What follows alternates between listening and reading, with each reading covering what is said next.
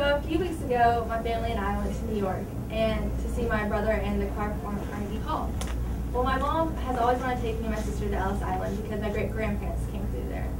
Me and my sister have always known this, but we really had no desire to go because we thought we knew everything about it through school and family. But my mom was intent on taking us that Saturday. So we woke up and we hopped on the ferry. And to be honest, the whole time we were on the ferry, I was just hoping we could hurry up and get this over with so I could go shopping. That didn't happen. The ferry ride was about 30 minutes long because you stop at the Statue of Liberty too. But when we arrived, I was actually really surprised. I thought that it was just going to be a small, ordinary building that immigrants came through.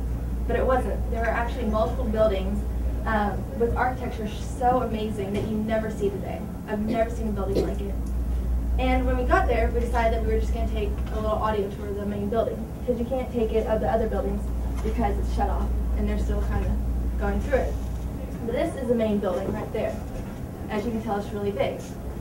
I was actually really shocked when I got in there because learning all the stories about these immigrants that came through, I felt so lucky to be where I am today. Because there's this one story of a Russian family who left everything in Russia, everything, and they were a poor family to begin with. And they came to America through Ellis Island, and during the medical exam, all of them passed besides the grandma. And the grandma was deported back to Russia with no one and nothing. And the family never heard what happened to her after that day. So I felt so lucky to know that I've never had to lose someone like that or leave another country just to have a better life. At the end of the tour, you could go on a computer and research your family.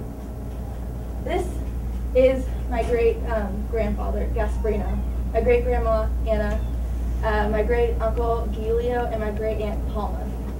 I always thought my grandpa rode on the ship with them, but I realized he was actually born here in America, not Italy. But when I saw this, it's kind of cheesy, but there was a part of me that kind of wanted to cry. Like, not out of sadness or anything, but just out of amazement on just what they did to give my generation a better life. And it was like meeting someone for the first time, but you can't really explain the feeling. This was the ship that they rode on. It's called the Duca de Aosta. It left Naples in September 1920 and took about 3 weeks to get to New York.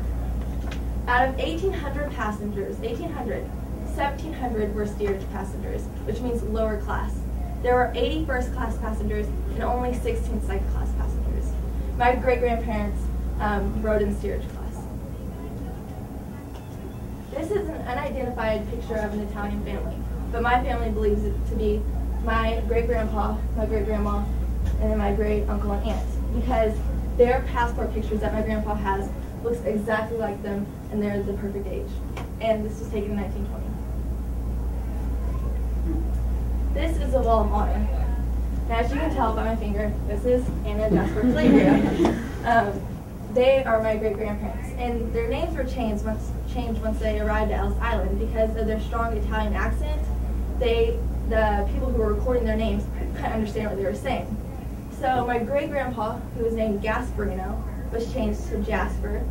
My great-grandma, who was named Anna, well, that didn't change, because that's pretty simple. And my great-aunt, whose name was Palma, got changed to Paula. And then my great-uncle, who was Giulio, was changed to Julian. That was the closest they could come up with. But everyone called him Julius Caesar, or JC for short. Because of my great-grandparents' bravery and determination, I'm able to have the life I live today, and I'm so thankful for their bravery and what they did just to give my generation and the generation above me a better life. Thank you.